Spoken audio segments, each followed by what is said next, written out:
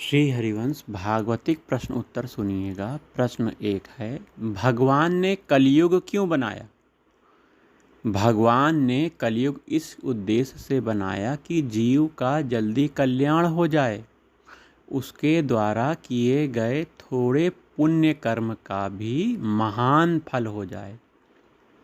मनुष्य को भगवान के इस उद्देश्य का सदुपयोग करना चाहिए, दुरुपयोग नहीं।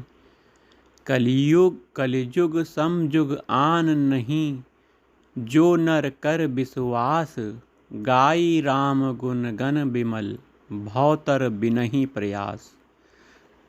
जो फल ततयुग में 10 वर्ष तपस्या, ब्रह्मचर्य, तप आदि करने से मिलता है, उसे मनुष्य त्रेता युग में 1 वर्ष, द्वापर में 1 महीना और कलयुग में केवल 1 दिन रात में प्राप्त कर लेता है, 24 घंटे में प्राप्त कर लेता है। वहीं अगला महत्वपूर्ण प्रश्न है, कलयुग कहाँ तक अपना प्रभाव डालता है? कलयुग का इतना प्रभाव ही है कि सतयुग आदि में धर्म का पालन सुगमता से होता था, लेकिन कलयुग में यही धर्म का पालन बहुत कठिनता से होता है। कलयुग में धर्म का पालन कठिनता से होने पर भी थोड़े से अनुष्ठान का अधिक पुण्य मिलता है। कलयुग में धर्म को सुनने वाला धीरे धीरे कम हो जाएंगे। जब कलयुग बढ़ेगा तो धर्म को सुनना, धर्म का पालन करना यह नहीं होगा। अगला प्रश्न है, युगों का ह्रास जिस क्रम में होता है, उस क्रम से उत्थान क्यों नहीं होता है? कलयुग के बाद द्वापर न आकर सीधे सतयुग क्यों आ जाता है? प्रकृति का कार्य स्वतः पतन की ओर जाता है, पर उत्थान भगवान की कृपा से होता है। जैसे किसी बात को स्वतः भूल जाते हैं, पर याद करना पड़ता है, अतः भगवान ही कृपा करके कलयुग के बाद सतयुग लाते हैं। अगला प्रश्न है, कली कर एक पुनीत प्रतापा, मानस पुण्य होई नहीं पापा।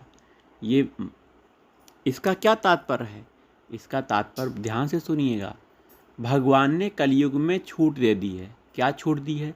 मन में पुण्य कर्म करने की इच्छा हुई, पर किसी कारण से कर नहीं सके तो उसका पुण्य फल मिलेगा।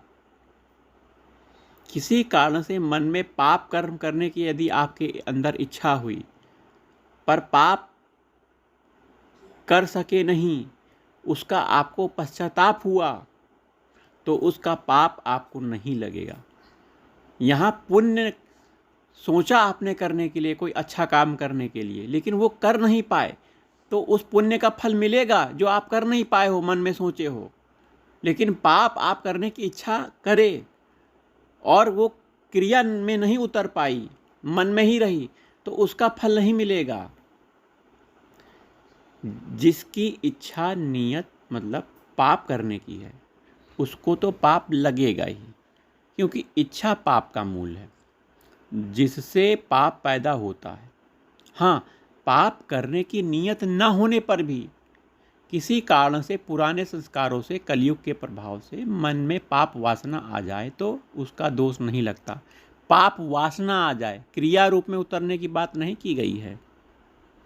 चलिए अगला प्रश्न देखिए, आजकल पाखंडी साधुओं का अधिक प्रचार क्यों होता है?